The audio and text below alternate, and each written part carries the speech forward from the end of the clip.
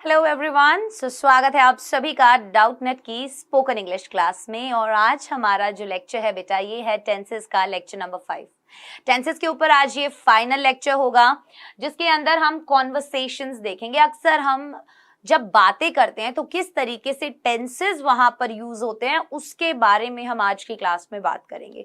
ठीक है, तो आज की हमारी जो क्लास होगी वो किसके ऊपर होगी? कॉन्वर्सेशंस के ऊपर होगी। अब आपको समझ में आएगा, जैसे थोड़ी बहुत बातचीत हम देखेंगे, अक्सर जैसे भी बात लोग करते हैं तो कैसे टेंसेस वहां पर यूज होते हैं। ठीक है, टेंसेस पढ़ाने का मेन मोटिव यही था कि आप लोग क्या कर पाएं, सभी helping verbs, main verbs, sentence को प्रॉपर तरीके से स्ट्रक्चर कर पाएं और अच्छे से आप अपना सेंटेंस हिंदी से इंग्लिश में ट्रांसलेट कर पाएं। मैंने आपको पहले भी बताया था कि ये थिंक इन इंग्लिश वाला जो कॉन्सेप्ट है ना, ये प्रैक्टिकली पॉसिबल नहीं हो पाता है। क्या होता है कि क्योंकि हम हमेशा से हिंदी में ही सोचते हुए आए हैं, सो हम हिंदी में ही सोचेंगे, लेकिन हम उसको अपने दिमाग में ट्रांसलेट कर लेते हैं इंग्लिश में। शुरुआत में इस प्रोसेस में थोड़ा सा टाइम लगता है, लेकिन धीरे धीरे करके ये प्रोसेस इतनी फास्ट हो जाती है कि आपको लगता है कि आप इंग्लिश में ही सोच रहे हैं, राइट? लेकिन आपके दिमाग में होती है पूरी हिंदी ही होती है, लेकिन वो प्रोसेस इतना तेज हो जाता है कि आप इतना फ्लुएंटली इंग्लिश बोलने लग जाते हैं। और वो ही चीज हम यहाँ पर प्रैक्टिस कर रहे हैं। मैंने आपको टेंसेस पढ़ाए, अब बारी है कि कुछ सेंटेंसेस हम देखें, ताकि आप क्या कर पाएं, आप समझ पाएं कि हाँ, डेली लाइफ में हम कैसे हमारे सेंटेंसेस को इंग्लिश में ट्रांसलेट कर सकते हैं। तो आइए शुरू करते हैं। जैसे नॉर्मली कोई क्वेश्चन, इस तरीके के सवाल अक्सर पूछ लेते हैं कि how many people are there in your family. इन्होंने पूछा how many people are there in your family. यहां पर सबसे पहली चीज हाउ, मतलब हाउ मेनी से पूछ रहे हैं, ये कितने। अब यहां पर मेनी का यूज क्यों हुआ, मच का यूज क्यों नहीं हुआ? क्यों मच का यूज नहीं हुआ, मेनी का यूज क्यों हुआ? तो देखो, जिन भी चीजों को आप काउंट कर सकते हो वहां पर हम मेनी का यूज करते हैं। ये छोटी छोटी चीजें मैं आपको साथ साथ बताती जाऊंगी, इनके बारे में डिटेल में हम बाद में पढ़ेंगे ही, लेकिन कैसे हम इन वर्ड्स को यूज करें, कहां करें, इनका मतलब क्या होता है, आप साथ साथ इन्हें लिखते जाइएगा। सो सी, मैंने यहां लिखा हाउ मेनी। हाउ मेनी हमने यहां इसलिए लिखा क्योंकि जो पीपल, जो लोग होते हैं, वो काउंटेबल होते हैं, हम उन्हें गिन सकते हैं। अगर हमें पूछना होता मात्रा के बारे में, क्वांटिटी के बारे में, ठीक है, कि भाई मात्रा बताओ, 1 litre, 2 litre, 3 litre, 4 litre, 5 litre, कितना किलो, तब हम हाउ मच का यूज करते हैं। यहां पर क्या है, यहां पर बेटा काउंटेबल है, हम उन चीजों को गिन सकते हैं। ठीक है, जिन चीजों को हम गिन सकते हैं वहां पर हम मैनी का यूज करते हैं, और जिसे हम फिंगर्स पर काउंट नहीं कर सकते वहां हम मच का यूज करते हैं। क्लियर? सो हमने लिखा how many people are there in your family, कि आपकी फैमिली के अंदर कितने लोग हैं। आर का यूज हमने यहां पर क्यों किया? क्योंकि ये प्रेजेंट टेंस की बात है, हम उनसे पूछ रहे हैं कि आपकी फैमिली में कितने लोग हैं। How many people are there in your family, right? यहां पर कोई काम नहीं हो रहा है, सिर्फ उन्होंने एक चीज उनसे पूछी। कैसे? How many people are there in your family. अगर अब आपको भी किसी से पूछना हो कि आपके परिवार में कितने सदस्य हैं, तो आप क्या बोलेंगे? How many people are there in your family. उसका जवाब, अगर कोई आपसे ये सवाल करता है, आप जवाब कैसे देंगे? There are 5 people in my family. सबसे पहले आपने बताया अगर आपकी फैमिली में 4 पीपल हैं, आप 4 बताइए, 3 हैं आप 3 बताइए, 2 हैं आप 2 बताइए। सो आप कहेंगे कि there are 5 people in my family, my father, my mother, brother, sister and me.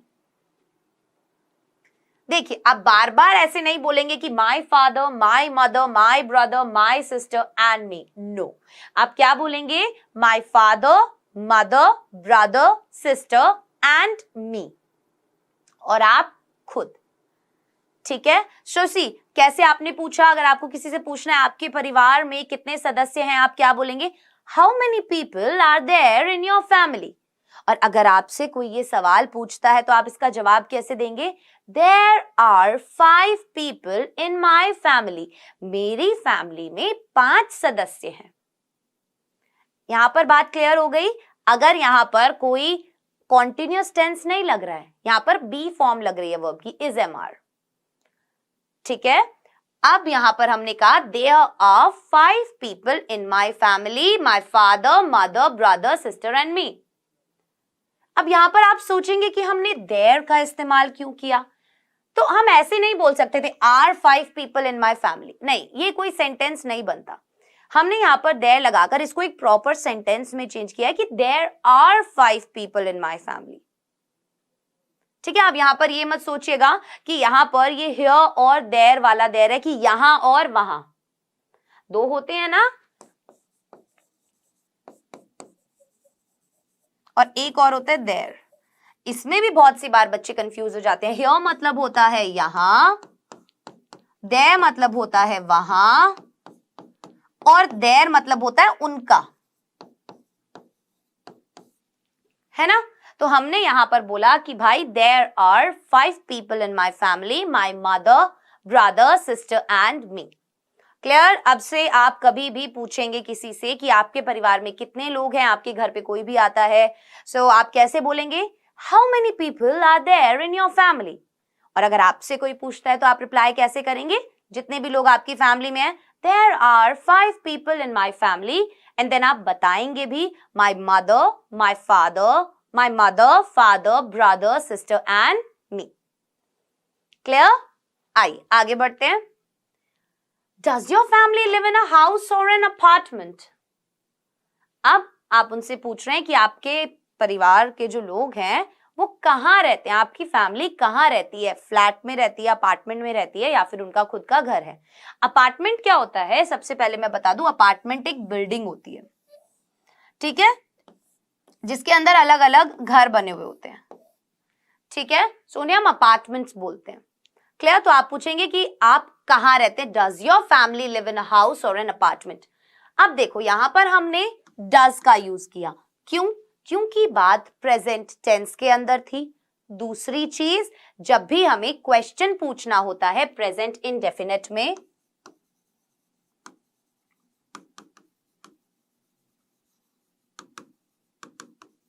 Present indefinite में जब भी हमें क्वेश्चन पूछना होता है तो हम डू और डज का यूज करते हैं। अब आप सभी को याद है कि ही, शी, इट और कोई भी सिंगुलर सब्जेक्ट होता है तो हम डज का यूज करते हैं, और अगर आई, वी, यू, दे और अगर कोई भी प्लूरल सब्जेक्ट होता है तो हम किसका यूज करते हैं बच्चे, डू का यूज करते हैं।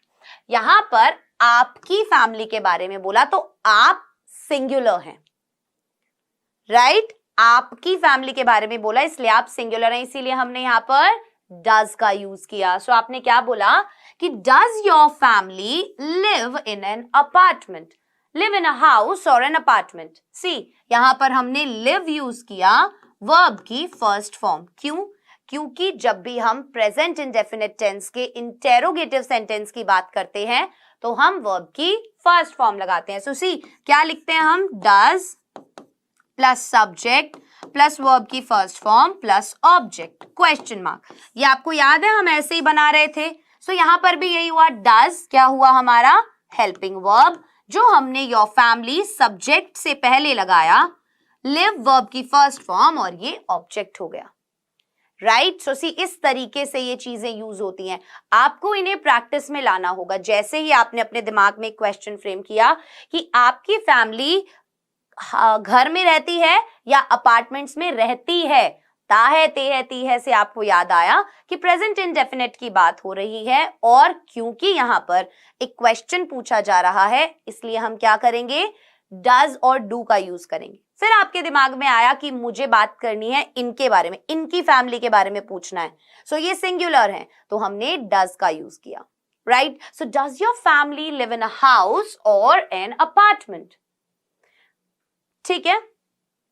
सो जवाब कैसे देंगे, we live in a house in the countryside. So हम बोलेंगे कि हम एक घर में रहते हैं जो कि कंट्री साइड में है, ठीक है, यहां तक समझ में आ गया।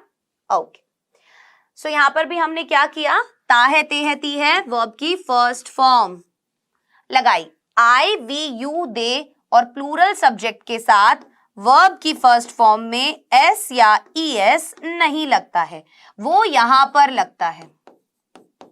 क्योंकि यहां पर वी लिखा था इसलिए हमने केवल वर्ब की फर्स्ट फॉर्म लगाई। So we live in a house in the countryside. हम कहां रहते हैं, हम कंट्री साइड के एक घर में रहते हैं। ठीक है, so see, does your family live in an house और एन अपार्टमेंट? सो आप जवाब देंगे we live in a house in a countryside. Clear? चलिए next, what does your father do? बहुत कॉमन क्वेश्चन है ये, अक्सर पूछा जाता है। What does your father do? आपके पिताजी क्या करते हैं? सी, आपके पिताजी क्या करते हैं? बहुत कॉमन क्वेश्चन है। आपने देखा कि सेंटेंस के बीच में क्या आ रहा है and towards the end of the sentence ता है, ते है, ती है आ रहा है। आपको समझ में आ गया कि सेंटेंस प्रेजेंट इंडेफिनिट का है, राइट, और इंटेरोगेटिव सेंटेंस है। इसीलिए मैंने बोला था कि सभी रूल्स को, पूरे चार्ट को आप अच्छे से याद कर लीजिए। सो यहां पर जब ऐसा होता है तो हम क्या करते हैं, WH word plus helping verb में डू और does plus subject plus verb की फर्स्ट फॉर्म प्लस ऑब्जेक्ट, इस तरीके से लिखते हैं। यहां पर भी हमने ऐसे ही फ्रेम किया, what does your father do? क्या की इंग्लिश क्या होती है, व्हाट। डज, डज हमने क्यों लिखा, क्योंकि यहां पर सिंगुलर सब्जेक्ट की बात हो रही है, तुम्हारे पापा की बात हो रही है। ठीक है, so your father do, do मतलब क्या करते हैं, डू वर्ब की फर्स्ट फॉर्म हो गई ना। So what does your father do? क्या पूछेंगे आप? अगर कोई आपसे पूछे कि आपके पापा क्या करते हैं तो उन्हें बोलिए, आप ऐसे पूछिए, what does your father do? और आप जवाब क्या देंगे, my father is a doctor. मेरे पापा क्या है, एक डॉक्टर है, right. He works at the local hospital. वो कहां काम करते हैं, वो एक लोकल हॉस्पिटल पर काम करते हैं। सो सी, ही वर्क्स, यहां पर हमने वर्क्स क्यों लिखा, क्योंकि हमें पता है कि अगर हमारा सब्जेक्ट ही, शी, इट या सिंगुलर है, ही, शी, इट या फिर सिंगुलर सब्जेक्ट है तो हम वर्ब की फर्स्ट फॉर्म के साथ एस या एस लगाएंगे। अपना चार्ट खोल के बैठिए अभी, राइट। सो यहां पर ही था और हम बोल रहे हैं कि वो एक लोकल हॉस्पिटल में काम करते हैं, तो ता है, ते है, ती है, इसीलिए हमने वर्ब की फर्स्ट फॉर्म के साथ एस लगाया, right. So my father is a doctor, मेरे फादर डॉक्टर हैं। हम ऐसे भी बोल सकते हैं, my father is a farmer, my father is a physician, my father is an engineer. आप कुछ भी बोल सकते हैं, जो भी ऑक्यूपेशन है आपके फादर का आप वो बोल सकते हैं। आप कैसे बोलेंगे, my father is a doctor, my father is a farmer, my father is a dentist, my father is an engineer, anything, ठीक है। एंड देन आप बताएंगे वेयर ही वर्क्स, सो आप बोलेंगे he works at the local hospital. कहां काम करते हैं वो, at the local hospital. Clear? आपको समझ में आ रहा है अब हम कैसे जब भी नॉर्मल सेंटेंसेस फ्रेम करते हैं, बातचीत की जो हमारी आम बोलचाल की भाषा होती है, तो कहां पर हम कैसे टेंसेस का यूज करते हैं, ठीक है। Next, how old is your mother? अब हम पूछ रहे हैं आपकी मां कितने वर्ष की है, आपकी मां की क्या उम्र है, तो हमने पूछा how old is your mother, आपकी मां किस उम्र की है, how old is your mother. She is 40 years old, वो 40 years की है, she is 40 years old, उनकी उम्र क्या है, वो 40 साल की है।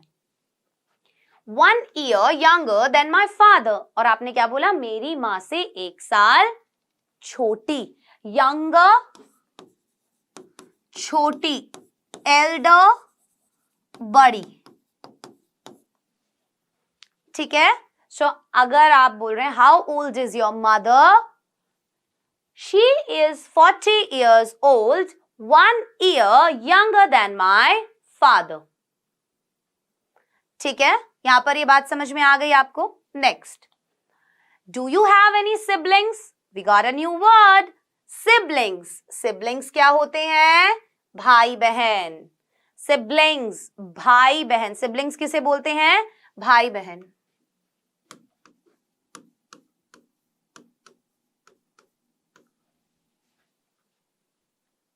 राइट, सो हमने पूछा do you have any siblings, क्या आपके कोई भाई बहन है?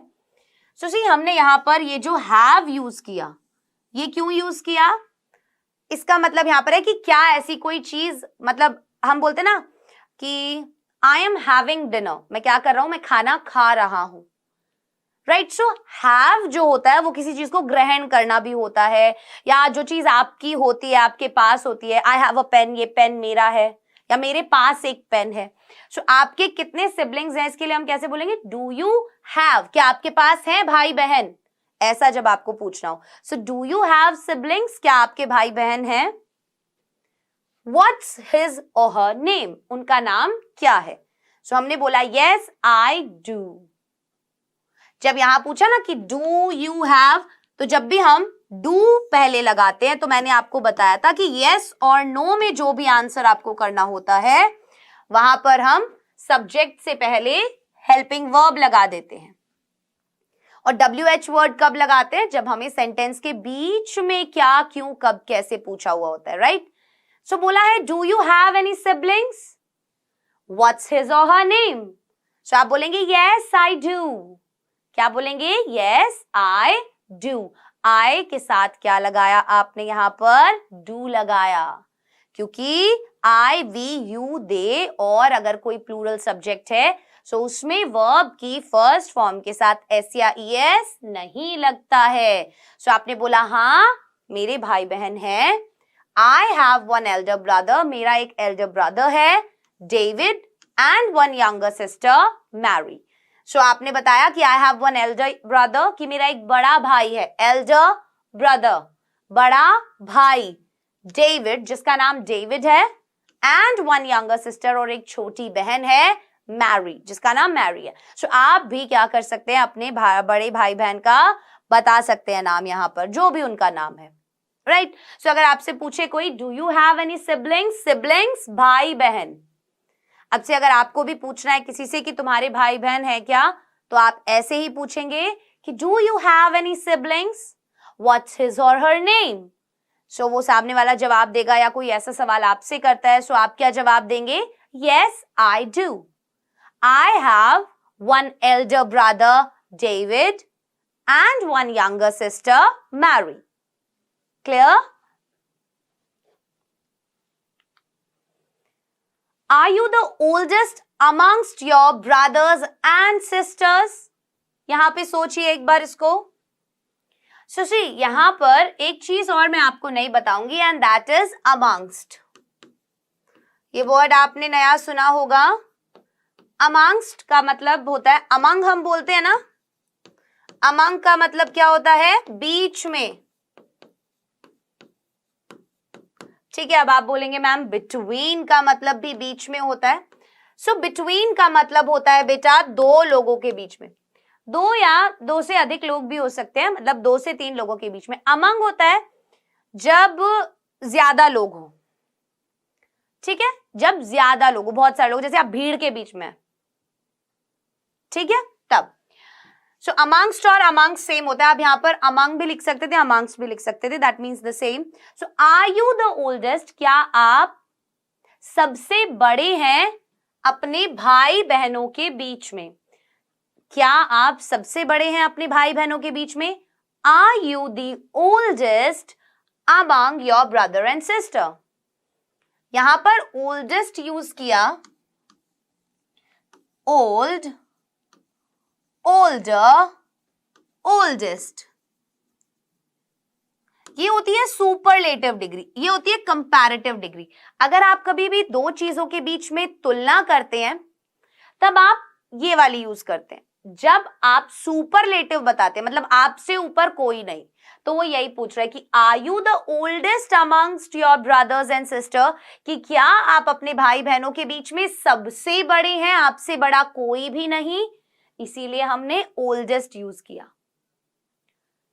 ठीक है, जैसे हम बहुत सारे देखते हैं, good, better, best, old, older, oldest, sweet, sweeter, sweetest, far, father, farthest। ये मैं आपको ना छोटी छोटी चीजें बता रही हूं, अलग अलग चीजें, ताकि आप साथ के साथ समझते जाएं। इन सब चीजों के बारे में आप अलग से भी, इनके टॉपिक्स हैं जिनमें आप पढ़ेंगे। सो डू नॉट वरी अगर समझ में ना आए। यहां पर अभी हमने क्यों यूज किया है उसके बारे में मैं आपको बता रही हूं। Right? So, are you the oldest amongst your brothers and sisters? Then you will say, no, I am not. तब आप कहेंगे नहीं, मैं नहीं हूं। I am the second child in my family. क्या बोलेंगे? अगर आप दूसरे नंबर के बच्चे हैं अपनी फैमिली में, आप क्या बोलेंगे? I am the second child in my family. Child, क्योंकि आप इकलौते के बारे में बात कर रहे हैं, and I am, मैं हूं दूसरे नंबर का बच्चा मेरे परिवार के अंदर। ठीक है? So, are you the oldest amongst your brother and sisters? You will say, no, I am not. I am the second child in my family. I am the second child in my family. Right? चलिए। What does your mother, father like? आपके मम्मा पापा को क्या पसंद है? What does your mother, father like? Present indefinite की बात हो रही है। ठीक है, सी यहाँ पर कोई भी ऐसा काम नहीं है जो लगातार चल रहा हो। राइट, यहाँ पे एक सिंपल चीज पूछी जा रही है कि आप बताइए आपके मम्मी पापा को क्या पसंद है। तो है, हा, ही, ता है, ते है, ती है, इस तरीके की चीजें प्रेजेंट इंडेफिनिट में आती हैं। Right, so what does your mother father like? आप बोलेंगे my father likes playing football. मेरे पापा को क्या पसंद है? फुटबॉल खेलना। लाइक्स, आपने लाइक के साथ एस लगा दिया। क्यों? क्योंकि आपके फादर सिंगुलर हैं। राइट, सो प्रेजेंट इंडेफिनिट में क्या होता है? वर्ब की फर्स्ट फॉर्म के साथ एस लग जाता है। सो माय फादर लाइक्स, उन्हें क्या पसंद है? प्लेइंग फुटबॉल, फुटबॉल खेलना पसंद है। And my mother likes cooking, और मेरी माँ को खाना बनाना पसंद है। ठीक है, my father likes playing football and my mother likes cooking. ठीक है, do your parents let you stay out late? अब यहां पर सवाल ये किया गया बच्चे कि क्या तुम्हारे मम्मी पापा तुम्हें लेट तक रुकने देते हैं? सी, देते हैं, ता है, ते है, ती है। यहां पर क्वेश्चन पूछा है, इसीलिए ये क्या हो गया? इंटेरोगेटिव सेंटेंस हो गया।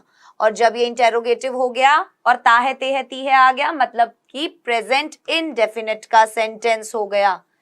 और प्रेजेंट इंडेफिनिट के सेंटेंस में डू और डस का यूज करते हैं। सो यहां पर बोला गया डू योर पेरेंट्स। बात किसकी हो रही है? तुम्हारे पेरेंट्स की हो रही है। तो यहां पर पेरेंट्स जो हैं वो प्लूरल हैं। राइट, इसीलिए हमने क्या किया?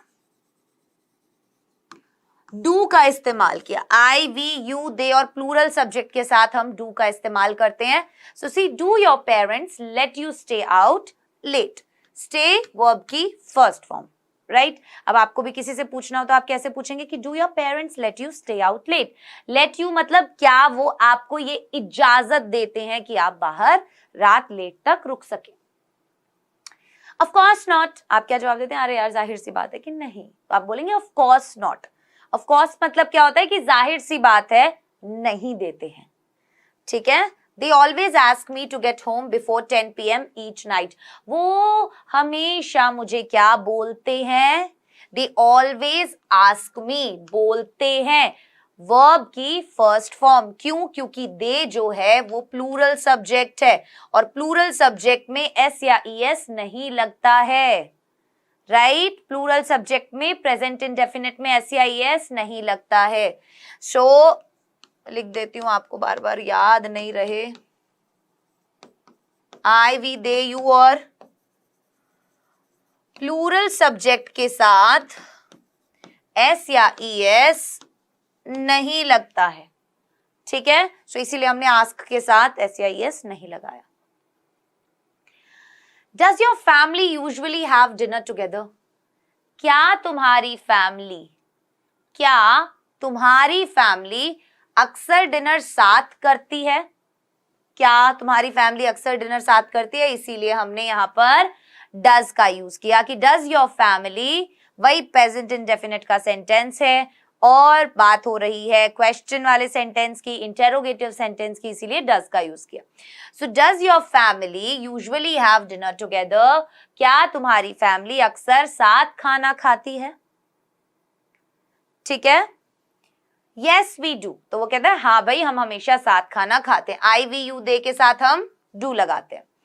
माई mom always prepares delicious meals for अस। यहां पर आप कह सकते हैं डिलीशियस फूड फॉर अस, ये भी लिख सकते हैं। मील मतलब खाना, डिलीशियस मतलब कि स्वादिष्ट, ठीक है। तो आप बोलेंगे yes we do, yes we does मत लिखना, यस वी डू कि हाँ हम हमेशा साथ खाना खाते हैं। मेरी मम्मी हमेशा प्रिपेयर्स, वर्ब की फर्स्ट फॉर्म के साथ एस लगाया हमने, क्यों? क्योंकि माई मॉम ये क्या है? सिंगुलर सब्जेक्ट है। क्या है यहां पर? Singular subject. So singular subject के साथ एस या ईएस लगता है। So my mom always prepares delicious meals for us.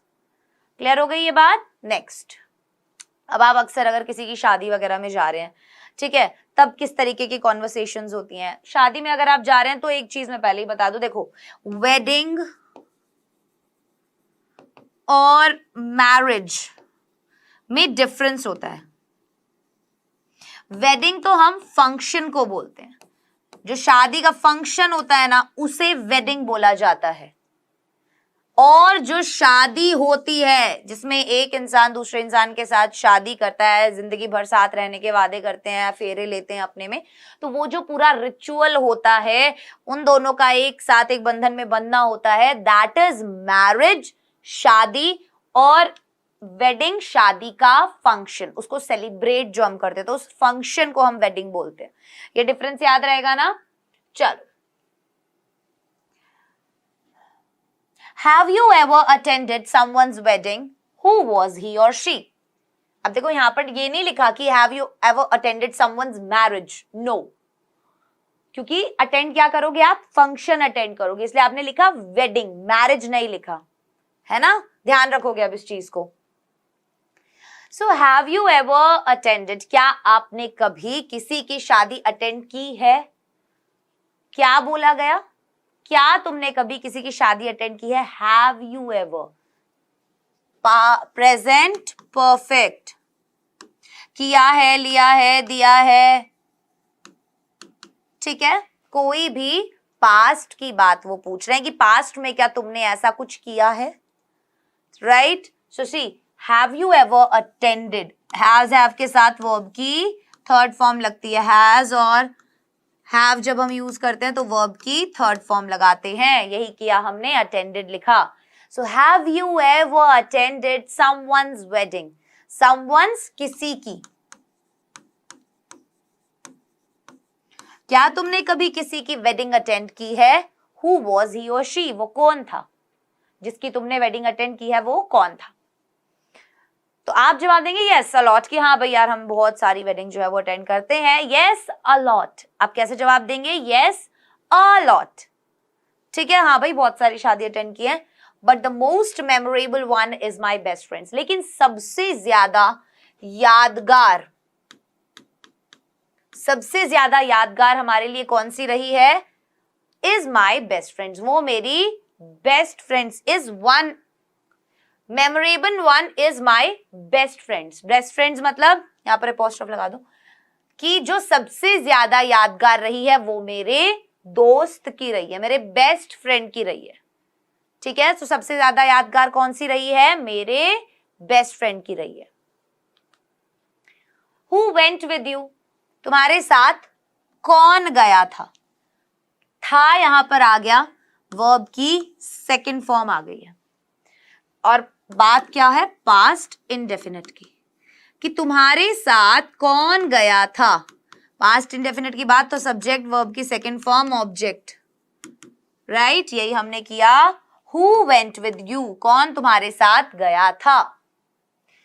I went with one of my classmates, मैं अपने एक क्लासमेट के साथ गया था। One of my classmates, class में बहुत सारे साथी होते हैं, उनमें से किसी एक के साथ गया था, इसीलिए आप लिखेंगे क्लासमेट्स। क्या बोलेंगे आप? वन ऑफ माई क्लासमेट्स, मेरे बहुत सारे क्लास के जो साथी हैं उनमें से एक के साथ मैं गया था। मेट जो होता है, मेट का मतलब होता है साथी। क्या होता है मेट का मतलब बच्चे? मेट का मतलब होता है साथी। तो क्लासमेट जो आपका क्लास में आपके साथ पढ़ता है, रूममेट जो रूम में आपके साथ रहता है, ठीक है। तो आपने बोला आई वेंट, मैं गया था, किसके साथ? मेरे किसी एक क्लासमेट के साथ, ठीक है। Where was the wedding organized? Wedding जो है वो कहाँ ऑर्गेनाइज की गई थी? ऑर्गेनाइज मतलब उसका जो भी फंक्शन था वो कहां पर किया गया था। It was held in a restaurant downtown. It was held in a restaurant downtown. ठीक है, इसको आप रेस्टोरेंट नहीं बोलते हैं, रेस्टोरेंट बोलते हैं। क्या बोलते हैं? रेस्टोरेंट। रेस्टोरेंट नहीं बोलते, रेस्टोरेंट। ट और रॉ, ये वाली यहां पर वो आवाज आती है, ठीक है। What did the bride and groom wear? अब हम पूछेंगे यार दूल्हा दुल्हन ने क्या पहना हुआ था। सो दूल्हा इंग्लिश में ग्रूम कहलाता है और दुल्हन इंग्लिश में ब्राइड कहलाती है। दूल्हा इंग्लिश में ग्रूम और दुल्हन इंग्लिश में ब्राइड। सो हमने पूछा कि ब्राइड और ग्रूम में क्या पहना था। अगेन पास्ट इंडेफिनिट के अंदर हमने इंटेरोगेटिव सेंटेंस बनाया है। यहां पर बनाया या नहीं बनाया? इंटेरोगेटिव भी बनाया ना, प्रश्न सूचक वाक्य है कि आखिरकार जो दूल्हा दुल्हन थे उन्होंने क्या पहना था। डिड के साथ क्या लगता है? वर्ब की फर्स्ट फॉर्म। सो वियर वर्ब की फर्स्ट फॉर्म है। The bride wore a white wedding gown while the groom wore a black suit and tie. कि भाई जो ब्राइड थी उसने क्या पहना? वर्ब की सेकेंड फॉर्म। क्या पहना उसने? एक व्हाइट वेडिंग गाउन पहना था, और जबकि जो हमारा दूल्हा था उसने क्या पहना था? एक ब्लैक सूट और टाई पहना था। आ गई बात समझ में? मैं आपको इस लेक्चर के थ्रू ये बताना चाहती हूँ कैसे हम डेली लाइफ में करेक्ट फॉर्म यूज करते हैं। हर जगह टेंसेस का ही रोल होता है करेक्ट तरीके से बोलने के लिए। इफ यू वांट कि आप बिल्कुल ग्रामेटिकली ठीक बोलें, गलत ना बोलें, तो इसके लिए आपको सही हेल्पिंग वर्ब और सही मेन वर्ब कहाँ कैसे यूज करनी है ये पता होना चाहिए, right? What was the most interesting ritual in the wedding? सबसे ज्यादा इंटरेस्टिंग, मनोरंजक और बढ़िया रिवाज। रिचुअल, रिचुअल, रिचुअल, रिचुअल क्या होता है? रिवाज।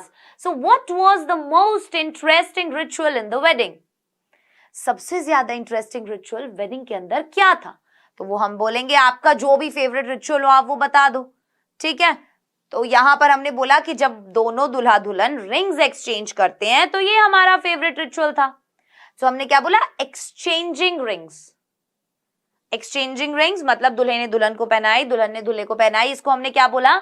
एक्सचेंज करना, अदला बदली करना रिंग्स की, right? So exchanging rings is the ritual I am quite interested in.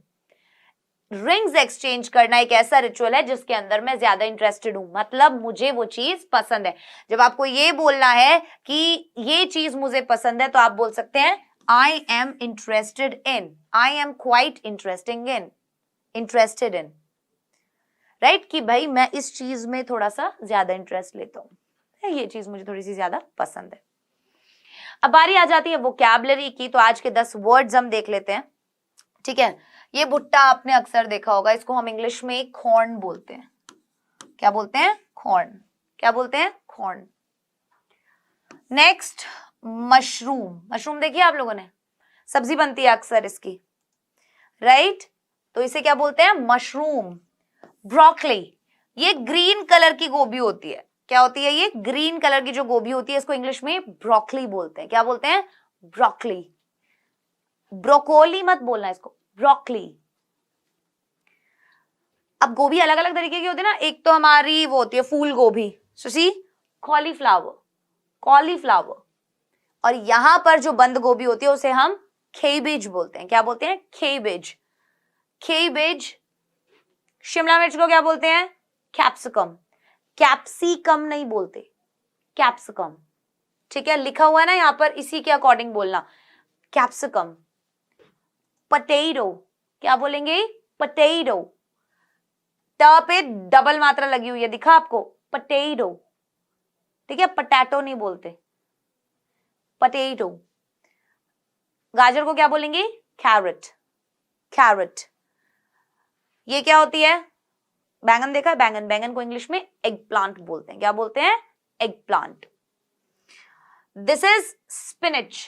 स्पाइनच नहीं होता, बहुत सारे बच्चे बोलेंगे स्पाइनच, नहीं, स्पिनच।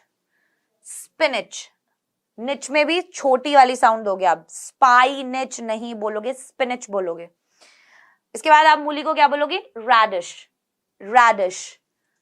मटर को पी, पी, केवल पी। ठीक है, एंड देन गोभी हमारी जो होती है फूल गोभी, जिसको हम अक्सर बोलते हैं, होती है कॉलीफ्लावर। सो ये थे आज के कुछ 10 वर्ड्स। अब बारी है क्विज की। क्विज का पहला क्वेश्चन आपके सामने ये रहा।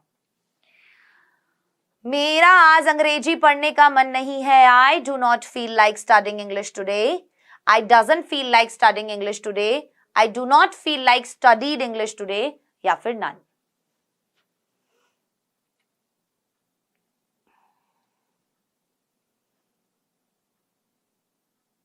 ध्यान से देखना, पहचान करना सेंटेंस की, एंड देन ट्रांसलेट करना बच्चे।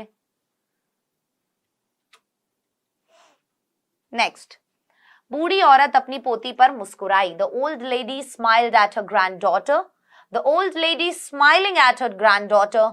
The old lady smiled at her grandson, या फिर नन।